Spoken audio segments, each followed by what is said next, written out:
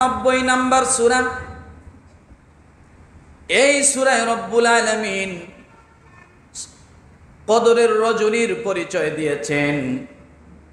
আর কদরের রজনীর পরিচয় দিতে চাই আল্লাহ তাআলা এই সূরার গুরুত্ব, মাহাত্ম্য এবং মর্যাদা বলেছেন সুবহানাল্লাহ। ভালো করে বুঝুন, রোজা কয়টা? একটু কথা বলতে হবে আল্লাহর রাস্তে। রোজা 29 অথবা 30টা, কিন্তু শবে কদর সম্পর্কে মত হয়েছে 40টার বেশি। রোজা কয়টা? 29 বা, আর শবে কদরের মত কয়টা? 40টারও বেশি। দেখেন তাইলে শবে কদর কতটা গুরুত্বপূর্ণ বিষয় যে এটার জন্য এক একজন তাফসীর কারক এক এক মত দিয়েছেন। আমার ভাইরা, রব্বুল আলামিন এই লাইলাতুল কদর সম্পর্কে পরিচয় দিতেছেন। ইন্না আনজালনাহু ফি লাইলাতিল কদর, নিশ্চয় আমি এটি নাজিল করেছি লাইলাতুল কদরে। কবে নাজিল করেছে? দিনে না রাতে? জোরে বলেন। রাতে বেলা নাজিল করেছে। লাইলান শব্দের অর্থ রাত। আল্লাহ বলেন লাইলাতুল কদরে আমি নাজিল করেছি। ইবনে আব্বাস রাদিয়াল্লাহু তাআলা আনহু তিনি হাদিস বর্ণনা করেছেন, কোরআনুল কারীম 2 ধাপে নাজিল হয়েছে। কয় ধাপে? 2 ধাপে। কোরআন কয় ধাপে নাজিল? 2 ধাপে। ভালো করে বুঝুন। সর্বপ্রথম কোরআন নাজিল হয় লাউহে মাহফুজ থেকে। একবার সর্বনিম্ন আসমানে একবারে নাজিল হয়। যেদিন আল্লাহ লাউহে মাহফুজ থেকে কোরআন নিম্ন আসমানে নাজিল করলেন, ওই রাতের নাম ছিল কদরের রাত। একটা পাইলাম। তাহলে কয় ধাপে? প্রথম ধাপটা কি? লাউহে মাহফুজ থেকে নিম্ন আসমানে, অর্থাৎ এই যে আসমানটা আমরা দেখতেছি এর উপরে আল্লাহ তাআলা একসঙ্গে কোরআন নাজিল করে দেয়। এটা হলো কোরআনের গুডাউন। কোরআনের কি বুঝার জন্য বলছি, এই নিম্ন আসমানটা হলো কোরআনের গুডাউন। এখানে আল্লাহ একসঙ্গে দিয়েছিলেন লাউহে মাহফুজ থেকে। আমার ভাইরা, এরপরে রব্বুল আলামিন সেই নিম্ন আসমান থেকে দ্বিতীয় ধাপে 23 বছর ধরে আল্লাহ তাআলা পর্যায়ক্রমে একটি একটি করে আয়াত দুনিয়ার জমিনে ফেরেশতাদের দ্বারা নাজিল করে দেন। তাহলে কয়টা ধাপ হলো?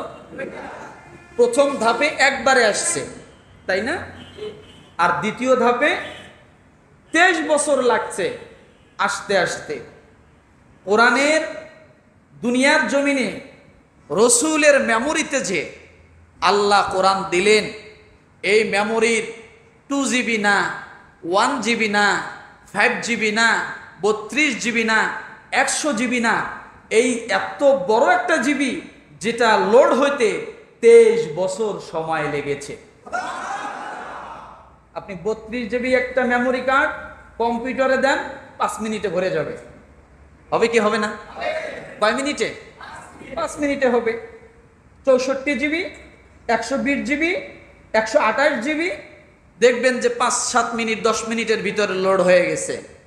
কিন্তু রসুলের মেমোরি এত বড়, আসমান থেকে এই মেমোরিতে লোড হইতে সময় দীর্ঘকাল লেগেছে 23 বছর। তাহলে এই মেমোরি কত বড়! আর এই মেমোরিতে যে জিনিসটা আল্লাহ ঢুকাই দিয়েছেন এই জিনিসটা কত বড়! সুবহানাল্লাহ বলেন। 23 বছর লাগে এটা ঢুকতে, একবারে হয় নাই। আমার ভাইরা, যখন মেমোরিতে ঢোকাতে লাগছিলেন, রসুল তাড়াহুড়া করতেছিলেন। আল্লাহ রব্বুল আলামিন ডাক দিয়ে বলেন, হাবিব আপনার তাড়াহুড়া করার কোনো প্রয়োজন নাই। আপনি স্বস্তির সঙ্গে থাকেন, আপনি শুধু মনোযোগের সঙ্গে থাকেন। আমি আল্লাহ তাআলা আপনার মেমোরিতে, আপনার সিনায় আমি আল্লাহ কোরআন আস্তে আস্তে ঢুকায়া দিব। আমি ঢুকাই দেব, আপনার কোনো টেনশন নাই। আমার ভাইরা, তাহলে উপর আসমান থেকে, লাওহে মাহফুজ থেকে নিম্ন আসমানে যে কোরআন এসেছিল, ওই রাতটার নাম কি? কদরের রাত, লাইলাতুল কদর তাকে বলে। তাহলে এবার কদরটা কি, কদরের পরিচয় জানি, কথা ঠিক কিনা? কদর শব্দটা এটা আমাদের গ্রাম গঞ্জে, শহরে, নগরে, হাটে ঘাটে, বাজারে সব জায়গায় কিন্তু একটা সুপরিচিত, কি সুপরিচিত। একজন মেহমান একজন মেজবানের বাড়িতে গিয়েছে, যদি আদর আপ্যায়ন খুব ভালো করে, তাহলে আমরা মেহমান যারা আমরা বলি যে না, আমি তার বাড়িতে মেহমান হওয়াতে আমাকে সে খুব ভালো কদর করেছে। কি করেছে? ভালো কদর করেছে। তাহলে কদর শব্দটা এটা আমাদের কাছে কি আছে? আর যদি ভালো আপ্যায়ন না করে, ভালো যত্ন না করে, তাহলে আমরা বলি আমি গেছি তার বাসায়, আমাকে কোনো কদরই করলো না। আমাকে কি করলো না? কোনো কদরই করলো না। তাহলে কদর শব্দটা আমাদের মাঝেও ব্যবহৃত আছে, আলহামদুলিল্লাহ। আসুন এবার কদরটা কি, কদরের পরিচয় এবার জানবো। এক নম্বরে কদর কি, কদর কেন? মনে থাকবে, কদর কি, কদর কেন? আমার ভাইয়েরা, কদরটা কি, কদরের পরিচয় কি, ভালো করে শুনুন। মানুষের মুক্তির সংবিধানের যে রাত্রে নাজিল হয়েছে, সেই রাতের নাম হলো লাইলাতুল কদর। মানুষের মুক্তির সংবিধানের জন্য আল্লাহ যে সংবিধানটা নাজিল করেছে যে রাত্রে, সেই রাতের নাম এক নাম্বার। দ্বিতীয় নাম্বারে উম্মতে মুহাম্মাদির উপর আল্লাহ পাকের সর্বোচ্চ যে দয়া, ওই দয়া যে রাত্রে আল্লাহ করেছেন, সেই রাতের নাম হলো কদর। উম্মতি, ভালো করে বোঝেন, উম্মতি মুহাম্মাদির উপর আল্লাহ তাআলার তরফ থেকে সর্বোচ্চ দয়ার যে বহিঃপ্রকাশ যে রাত্রে আল্লাহ করেছেন, সেই রাতের নাম, পিছনে ভাইয়েরা বলেন একটু। তৃতীয় নাম্বারে উম্মতে মুহাম্মাদির শ্রেষ্ঠত্বের সার্টিফিকেট আল্লাহ রাব্বুল আলামিন যে রাতের মধ্যে দিয়েছেন, ওই রাতটার নাম হলো কদর। আমরা অনেক সময় বলি না যে আমরা শ্রেষ্ঠ উম্মত, বলি কি বলি না? আমাদের নবী কি শ্রেষ্ঠ, উত্তম, মর্যাদাবান, এবং আমরা তার উম্মত, আমরাও শ্রেষ্ঠ। এখন যদি কেউ আপনাকে প্রশ্ন করে, ভাই এই কথা যে বললেন দলিল কি, কথা ঠিক কিনা? আমরা যে শ্রেষ্ঠ উম্মতের দলিল কি? এর দলিল হলো সূরা কদর। এর দলিল কি? কারণ কোরআন হলো শ্রেষ্ঠ, আর কোরআন যে জাতির উপরে নাজিল হয়েছে, যে জাতির উপরে কোরআন এসেছে, কোরআন যেহেতু শ্রেষ্ঠ, আল্লাহ তাআলা যে জাতির উপরে নাজিল করেছে, ওই জাতিকেও আল্লাহ শ্রেষ্ঠ বানায়া দিয়েছে। ওই জাতিকে কি করেছে? শ্রেষ্ঠ বানায়া দিয়েছে। এটাই দলিল, এটাই সার্টিফিকেট আল্লাহ দিয়েছে। কারণ কোরআন তো আমাদের উপর নাজিল হয়েছে, কথা ঠিক কিনা? আমার ভাইয়েরা, চতুর্থ নাম্বার কদর কাকে বলে? কদরটা কি? কদর হলো পৃথিবীবাসী ও ঊর্ধ্ব জগতের ফেরেশতাদের সঙ্গে যে রাত্রে মিলন মেলা হয়, মুসাফা হয়, সাক্ষাৎ হয়, কোলাকুলি হয়, ওই রাতের নাম হলো কদর। পৃথিবীবাসীর সাথে আকাশের বাসিন্দাদের সঙ্গে যাদের সাক্ষাৎ হয়, মোলাকাত হয়, মুসাফা হয় যে রাত্রে, ওই রাতের নাম কি? জোরে বলেন, কদর। আজকে সে রাত হতে পারে, এটা সন্দেহ পোষণ করা যাবে না, হতে পারে। আমার ভাইরা, পঞ্চম নাম্বারে আল্লাহ তাআলার ক্ষমতা প্রকাশ যে রাত্রে করেছেন, ওই রাতের নাম হলো লাইলাতুল কদর। আল্লাহর যে ক্ষমতা আছে, এর প্রকাশ কি? এই প্রকাশ আল্লাহ যে রাত্রি করেছেন সে রাতের নাম কদর। আল্লাহর ক্ষমতা আছে, এটার বাস্তবতা প্রমাণ হলো এই রাত। এটা আল্লাহ আমাদেরকে প্রমাণ দিয়েছেন। কিভাবে? আমি সামনে আসতেছি।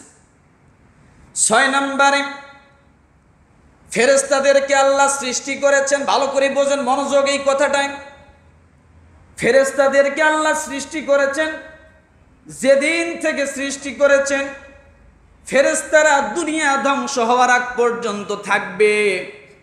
আল্লাহ তাআলা ফেরেশতাদেরকে যাকে যে কাজের মধ্যে নিয়োজিত করছেন সে তো সেই কাজেই করবে, সেই ডিউটি পালন করবে।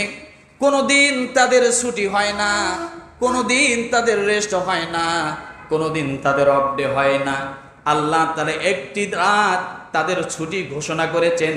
ফেরেশতাদের ছুটির যে রাত, সেই রাতের নাম হলো কদর। সে রাতের নাম কি? ফেরেশতাদের এই কদর ছাড়া, কদরের রাত ছাড়া আর কোন রাতে ফেরেশতাদের কি নাই? জোরে বলেন। তাহলে এবার ছুটি নিয়ে যাবে কোথায়? কথা ঠিক কিনা? আমরা আগামীকাল পরশু ছুটি হলে যাব কোথায়? অনেকেই বাড়ি যাব, অনেকেই ঘুরতে যাব, বেড়াতে যাব। কথা ঠিক না? তাহলে ফেরেশতাদের যে ছুটি, এখন ফেরেশতারা কি করে? কথা ঠিক কিনা? তাহলে কদরের রাতে কার ছুটি হয়? জোরে বলেন। কেন ছুটি হয়? ধরে রাখেন, সামনে আসতেছি। আমার ভাইরা, এই হলো শবে কদরের পরিচয়। এবার আমি বলবো কদরটা কেন আল্লাহ দিলেন, কদরটা আল্লাহ কেন দিলেন, কোন কারণে কদর। আপনি যদি আল্লাহকে প্রশ্ন করেন, রব্বুল আলামিন কেন আপনি কদর দিলেন, কদর দিয়ে আমরা কি করব? আল্লাহ তাআলা ডাক দিয়ে বলে, বান্দারে কদর এই জন্য দিলাম যে নেতা নির্বাচনের যে রাত, ওই রাতের জন্য আমি আল্লাহ নেতা নির্বাচন করার জন্য আমি আল্লাহ তোমাদেরকে কদরের রাত দান করেছি। কি নির্বাচন?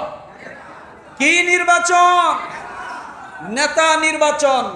পৃথিবীর জমিনে আমাদের শ্রেষ্ঠতম একজন আদর্শবান নেতা, তার নাম কি? আরো আসতে বলেন।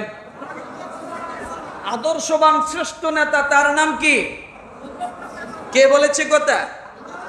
লাকাদ কানা লাকুম ফি রাসূলিল্লাহি উসওয়াতুন হাসানা। আল্লাহ বলেন, তোমাদের জন্য তোমাদের উত্তম আদর্শ হলো তোমাদের রাসূল। আমাদের জন্য উত্তম আদর্শ আমাদের জন্য কে? আমাদের রাসূল। আবার আদর্শের কথা মা আয়েশা সিদ্দিকা রাদিয়াল্লাহু তাআলা আনহা তিনি বলেছেন, সাহাবায়ে কেরাম তার কাছে গেলেন, যাওয়ার পরে প্রশ্ন করা হলো, উম্মুল মুমিনিন আপনি বলুন আল্লাহর নবীর আদর্শ কেমন, আল্লাহর নবীর আমল কেমন, আল্লাহর নবীর চলাফেরা কেমন, আল্লাহর নবীর সার্টিফিকেটটা আপনি একটু দেন। রব্বুল আলামিন যখন তার রাসূলের বিষয় সাহাবায়ে কিরাম যখন উম্মুল মুমিনিন আয়েশা সিদ্দিকা রাদিয়াল্লাহু তাআলা আনহার কাছে যখন এই কথা প্রশ্ন করলেন, জানতে চাইলেন, সঙ্গে সঙ্গে আয়েশা সিদ্দিকা রাদিয়াল্লাহু তাআলা আনহা ডাক দিয়ে বলেন, ও আল্লাহর নবীর সাহাবীরা, তোমরা কি সূরা মুমিনুনের 10টি আয়াত কি তোমরা পড়ো নাই? সূরা মুমিনুনের 10টি আয়াতে যা আছে তোমাদের নবীর চরিত্রের মধ্যে তাই আছে। আফলাহাল মুমিনুন আল্লাযীনা হুম ফি সালাতিহিম খাশিউন ওয়াল্লাযীনা হুম আনিল লাগবি মু'রিদুন ওয়াল্লাযীনা হুম লিয-যাকাতি ফাইলুন। সূরা মুমিনুনে 10টি আয়াত, প্রথম যে 10টি আয়াত, এই 10টি আয়াতে যা আছে তোমাদের নবীর চরিত্রে তাই আছে। তাহলে এটা একটা সার্টিফিকেট কিনা? আমার ভাইরা, এই যে নেতা নির্বাচন কেন বললাম, আমাদের রসুল থেকে নিয়ে রসুলের আগের ঈসা আলাইহিস সালাতু ওয়াস সালাম এসেছেন, এরপরে আদম আলাইহিস সালাতু ওয়াস সালাম থেকে নিয়ে ঈসা আলাইহিস সালাতু ওয়াস সালাম পর্যন্ত এখানে দুইটা ভাগ। কয়টা ভাগ? জোরে বলেন। দুইটা ভাগ। ইব্রাহিম নবী পর্যন্ত একটি ভাগ,